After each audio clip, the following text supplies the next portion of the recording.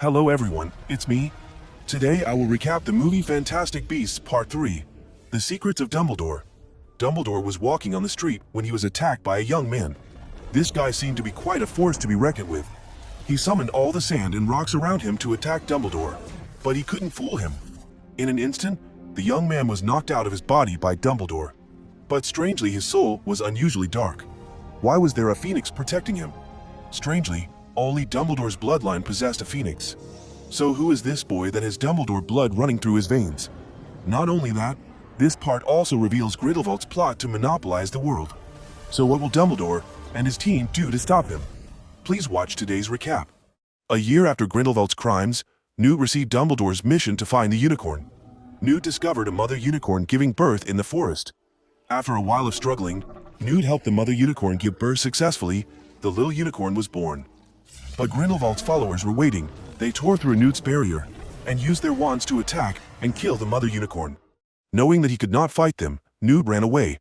He ran madly into the forest. It was dark, so he tripped and fell into the abyss.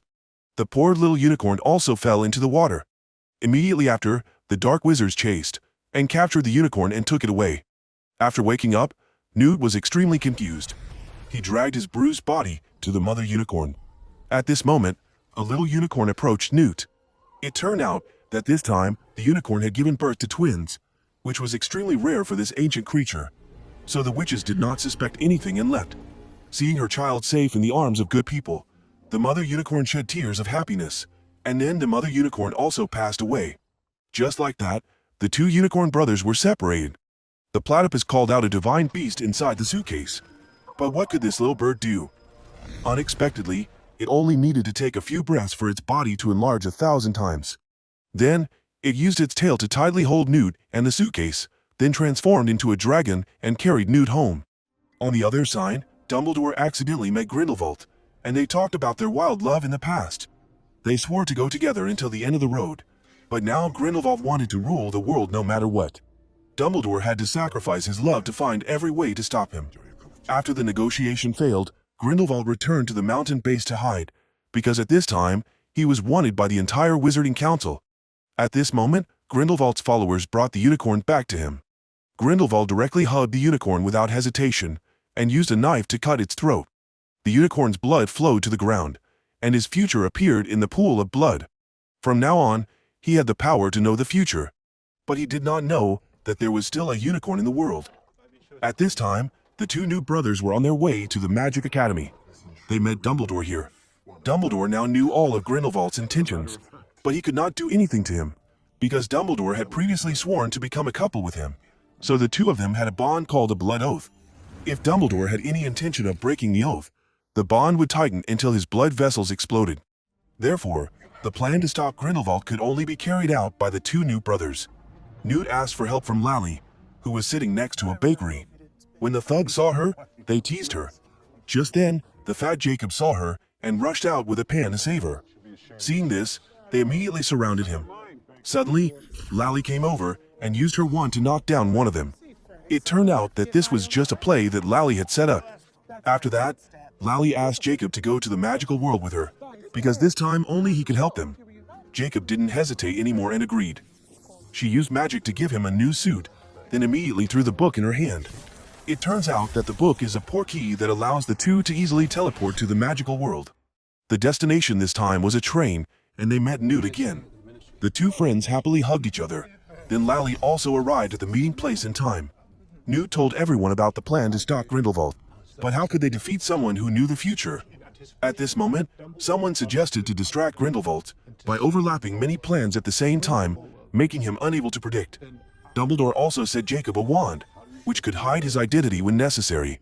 Jacob was happy to receive this precious gift. Newt's brother, Theseus, received his Minister of Light tie, then handed over his suitcase to his assistant Buntai for easy action.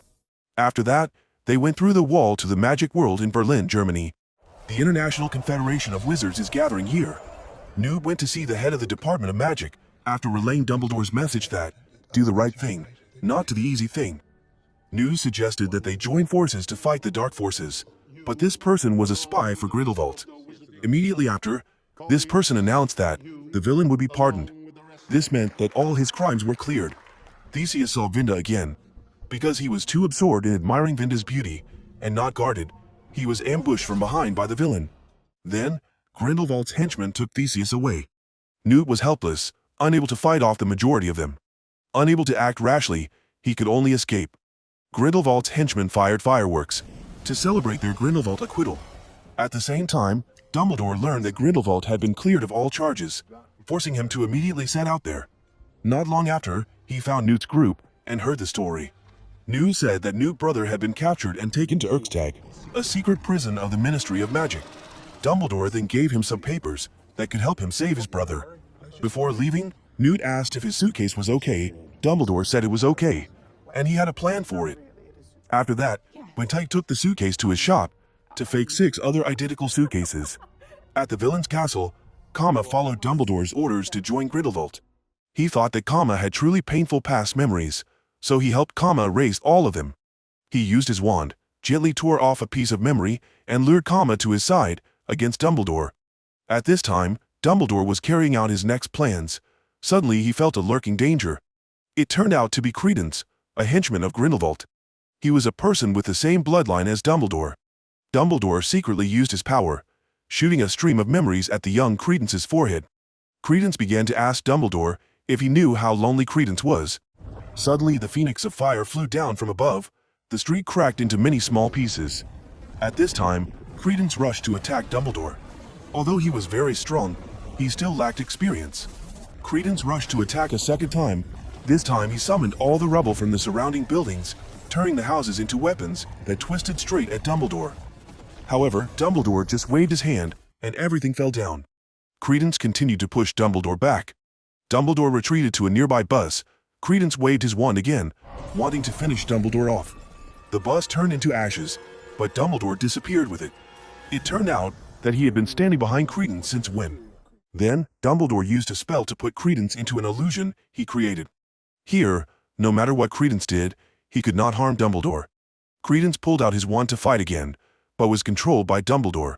He was someone who had always been hurt since childhood and was brainwashed by Grindelwald, so he thought that the Dumbledore family had abandoned him. When Dumbledore told him that, it was Grindelwald's lie. Seeing his nephew's soul, Dumbledore's eyes were filled with sorrow, because it was a lonely and suffering soul. The phoenix flew to chase away the evil thoughts that haunted Credence's soul. Dumbledore came to his nephew's side and advised him. He apologized for the pain Credence had gone through. The soul was haunted by hatred, like a waterfall rushing into Credence's body. Dumbledore reassured him and promised to save his nephew from evil. Then he brought Credence back to reality. From that day on, Credence's heart had more hope. Although he did not complete the mission, his lonely heart was warmed. Based on Dumbledore's suggestion, Newt went to the mysterious Erkstag prison. Newt went inside to meet the warden. The warden knew his intentions. First, he collected all the things on him, then threw his wand and the 2 magical animals on him into the locker. Then he picked up a worm, shook it a few times, and it turned into a firefly. The firefly would light the way for Newt to enter, but it could only light up for a short time. As soon as he entered, Newt encountered a swarm of scorpions. Luckily, thanks to many years of studying magical creatures, Newt also learned a dance to integrate with the scorpion community. Below was a deep abyss. Newt's brother was now hanging upside down. What was even more terrifying was that inside the prison, not only were people locked up, but also a giant, ferocious monster. Newt tried to hold his breath, standing still in place. Suddenly, a nearby man screamed. The monster immediately followed the sound. After a miserable cry, a corpse flew up from the bottom of the pit. The scorpion smelled the food and ran to eat. Taking the opportunity, Newt immediately rescued Theseus. On the way back, scorpions were everywhere. Newt immediately called his 2 beasts to bring their wands. After that, the 2 brothers learned how to walk like scorpions. They slowly walked on the narrow path. But not long after, someone in the prison shouted loudly. The giant scorpion quickly rushed to deal with him. Another skeleton was thrown down. The 2 new brothers quickly moved out before the lights went out. The 2 magical animals divided their tasks. The tree was in charge of moving the wand. The platypus was handling the jailer. The warden just fainted. The wand also popped out. The tree thought the platypus jumped up to save him. Who would have thought that it saw the money and forget friendship? The new brothers had already reached the door, but Theseus accidentally stepped on a scorpion, and the lamp in their hands also went out. Very quickly, The giant scorpion smelled it and attacked them. The passage was quickly filled with lava. The entire prison was in chaos. As long as they got hit by lava, it would be over. The giant scorpion madly attacked the two brothers, but because of its oversized body, it blocked the exit. The two new brothers were also lucky to escape. Before they could rejoice, Theseus was pulled down the deep hole by the scorpion. At the crucial moment, the tree brought the wand. Newt quickly cast a spell, so the two brothers escaped. If it weren't for the cravat portkey, they would have been destroyed. As for the warden, the lights went out. It was a life and death affair. After returning to the academy, the two new brothers also heard some bad news. Grindelwald had been chosen to run for the leadership of the magical world. If that happened, it would be the end of humanity. He would fulfill his dream of world domination. To defeat him also had to be chosen by the unicorn, and the unicorn was a legendary creature that could see through people's hearts. The unicorn would bow down to a truly good person, so the magical world relied on the unicorn to choose its leader. But for someone with dark magic like Grindelwald, he had dozens of ways to make the unicorn submit to him. After killing the unicorn, he cast a spell to revive it, then cast a spell on the unicorn. In an instant, the unicorn was revived. Now, the unicorn only saw him as a good person, and it only obeyed his orders. Suddenly, he saw another unicorn in the world, which made him furious. Grindelwald thought that Credence had betrayed him, but he did not kill him, but gave Credence one last chance to find the other unicorn. A few days later, Grindelwald will participate in the election at a temple in Bhutan. Dumbledore and his group are very worried about this. They have to act quickly. At this time, Penteus brought back the fake suitcases. They do not know which suitcase contains the unicorn. This is also one of Dumbledore's secrets. They immediately divide the tasks, then each person a suitcase, through a portkey which is a giant bell. They start the trip to do the diversionary mission. The day of the election for the leader of the Wizard Council has also arrived. It is held on the top of the highest mountain in the world. Vinda is waiting to block Dumbledore's way. Dumbledore's team also arrived soon after. After they appeared, Grindelwald's juniors immediately noticed. A battle between the two sides is inevitable. The two sides fought fiercely. Although the numbers of the two sides are different, Grindelwald's army are still amateurs. So Lally and Theseus took the opportunity to counterattack, beating them to a pulp. Despite their best efforts, but the two of them were still captured. But when they checked the suitcase, there was no unicorn inside. Taking advantage of this moment, they counterattacked, and Grindelwald's army was routed. On this side, Newt had already gone below the temple. A woman appeared, and she gradually approached with the intention of snatching the suitcase from Newt's hand. During the struggle, Newt was knocked unconscious by someone, and the suitcase containing the talisman was also taken away.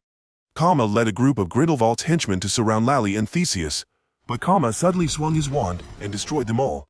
It turned out that Kama had been a spy planted by Dumbledore all along. At this time, the temple also began to choose a leader, and the king of Bhutan brought the unicorn for it to choose its leader. The little unicorn could see through their souls, so the new leader would be extremely trustworthy. But in fact, the unicorn was controlled by Grindelwald. He had planned it for a long time, so that the unicorn could choose him as its leader. The little unicorn obediently knelt at his feet. The Wizard Alliance also started to set off fireworks to celebrate. They announced that Grindelwald would be the supreme leader of the wizarding world. Newt also realized that his suitcase was fake. He was disappointed to know that he could not stop the bad guy. Vinda also escorted Jacob and his girlfriend, the Witch Queenie. Grindelwald thought that Muggles had tainted the noble wizard bloodline, so he declared war on the human world and cast a torture spell on Jacob.